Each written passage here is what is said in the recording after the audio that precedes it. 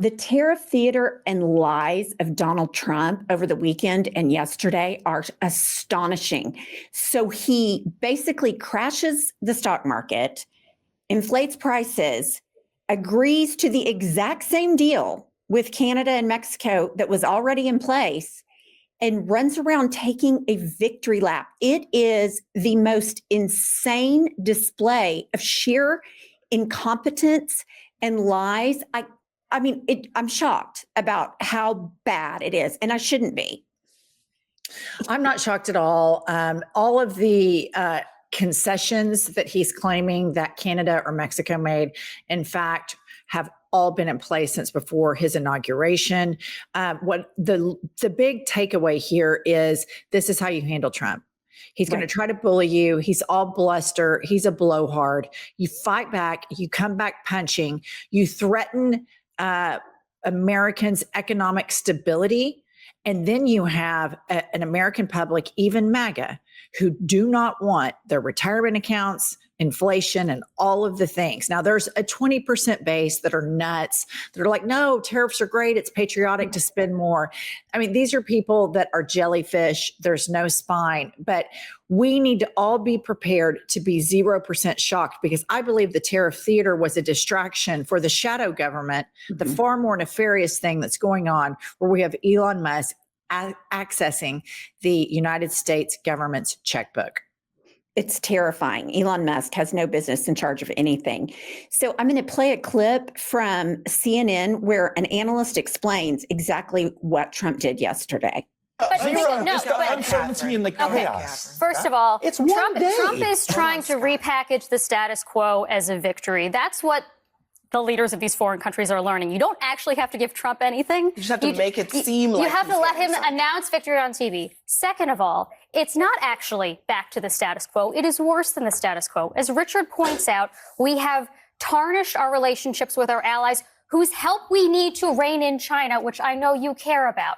Beyond that, think about the additional uncertainty that's being added to the business environment right now. If you are a company and you don't know if tariffs are coming or they're not coming, you don't know if your input costs are going to go up or they're not going to go up. That's true. Why would you invest? Why would you invest in oil pipelines, for example, to Canada? I know you really care about the Keystone Pipeline, for example. I mean, the one that Biden killed. Yeah, you know that would be the oil coming from Canada, which Trump is now threatening to tariff. But why would anybody? We have a deal. We have a 30-day deal for nothing.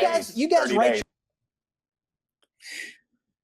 This makes me so grateful that I don't watch CNN any longer. I have so much gratitude that I don't watch this bullshit where they are. There's no discussion here. There's no discussion. It's just a statement of facts. Trump threatened tariffs, and countries retaliated, and then he bent the knee and he blinked and he didn't go through with it. And he's lying and saying that he got concessions from these countries, that Biden had already put all of this stuff in place. And then it's end of discussion. But the fact that they're normalizing and trying to sane wash, is it a victory? Is it not a victory? And blah, blah, blah. I've had it. I mean, it's just too much. Agree. This is what the Montreal newspaper had this morning, and I love this. Kylie, if you'll put that up, shows a picture of Trump in all his horrible makeup, and it says, stupid. And I completely agree. They nailed the cover. Well, this is what Trump, he said forever, other countries were the laughing stock. They make fun of us. We're going to be respected. And those of us that are, follow the correct news know that the only embarrassing thing about the country is Trump and his supporters. And I'm sure there's some international listeners going, well, there's a lot more embarrassing things, but in general terms. And now look at this. He is a laughing stock. Nobody takes him seriously. And I saw a poll recently that was done in Europe in the last couple of days. Which leader is the biggest threat to world peace? Donald Trump passed Putin, Kim Jong-un, and Xi by multiple percentage points, double digit. And people in Europe, 41%, Donald Trump, the biggest threat to world peace. This is a paradigm shift in Western democracies, in the United States of America, leading the stability of Western democracies. Well, You talked about the shadow government that Elon Musk is trying to implement. I guess he is implementing it, which I read this morning. Part of his new staff are like teenagers. He's got I saw them. that. I'm just like, are you kidding me? Yeah. So Trump, in all of his wisdom, this is his response to questions about Elon Musk accessing private classified information and government personnel records.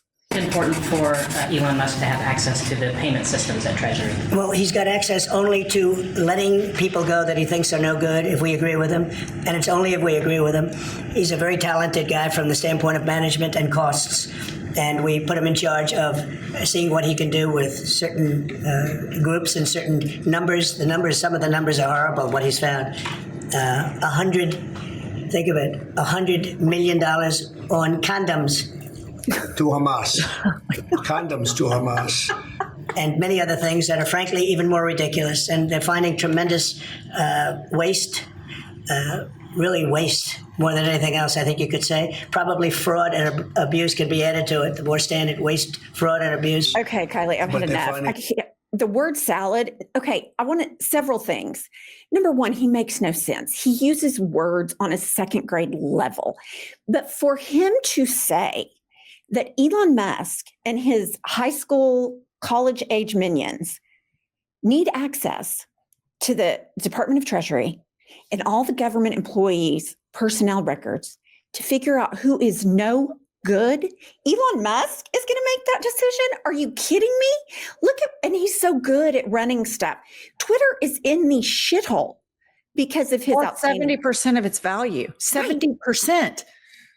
I wonder if they have teenagers in charge there. I'm sure they do. These are this is so ridiculous. And I just want to point out one thing. I find it super rich that he's sitting there talking about waste and ridiculous spending when this man has an online flea market full of Trump talking fish, Bibles, Christmas ornaments, and sneakers and all this bullshit. It's just, they're going to find out very quickly that government cannot be run like a business. And this is a huge Republican myth that gets perpetuated.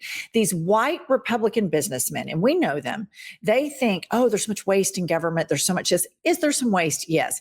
But they think they can go in and run government like a business. And that's not the way government is supposed to be run. And it doesn't work that way. But before we go on, we'd like for you to support our show by supporting our sponsors. And I wanted to tell you all that I run a small business. I'm an interior designer when I'm not a podcaster. I wear a lot of hats, and my personal phone has become my business phone. Before I knew it, I'm juggling customer calls day and night. And this is why I'm so happy to share with you that I've discovered OpenPhone. It is the #1 business phone system. They have helped me separate my personal life from my growing business. What's so wonderful about OpenPhone, they have built a system that lets you track calls that are answered, who answered them, and how it was handled. All that information comes from one place so you can focus on your business. Plus, they've won multiple awards by G2 for software reviews and are trusted by over 50,000 businesses. Viewer and listener, right now, OpenPhone is offering 20% off your first 6 months when you go to openphone.com/IHIP. That's OpenPhone.com/IHIP for 20% off 6 months. openphone.com/IHIP. And if you have existing numbers with another service, OpenPhone will port them over at no extra charge. Okay, now back to the terribly depressing and alarming news. Yes. And Elon Musk, who we all know is a Nazi because of his Heil Hitlers and all the shit he says and does, blatant racism coming from him, blatant fascism. So, someone posted regarding more white South Africans need to come into the United States. And Elon Musk says, yes. Are you kidding me? White South Africans are being persecuted for their race in their home country. Also, white South Africans are one of the few population groups that are fiscally positive when immigrating to Europe. We should allow more immigration of white South Africans. Elon Musk says yes. Are you kidding me right now? Well, I read this is really interesting because I'm wondering why he's so consumed with USAID. And apparently they worked in South Africa to help dismantle what's it called? Apartheid. And he's really bitter about this. Elon Musk is. And also, one of the first things Putin did when he got power is dismantle these types of agencies. So there is a personal vendetta that Elon Musk has that's very similar to a lot of Trump's vendettas, where they're both kind of on this revenge tour. I mean, so when you really unpack it, like you have these two mentally unstable people that their number one default setting is to seek revenge and retribution to obtain power, not by their merit, not by their hard work, but by nefarious, dishonest reasons. And so for a racist Donald Trump, who's been a documented racist for decades, to attract other racists makes perfect sense. That they both want to help each other on their revenge tours makes perfect sense. The problem is, like, if they were best friends playing chess at the cuckoo bin, fine. You know, they could like cosplay all this stuff out. He's literally performing what I believe are illegal acts, shutting down tax filing systems, gaining the Treasury checkbook. I mean, this is really dangerous stuff. And of course, he's racist. Of course he is. They all are. The whole movement is.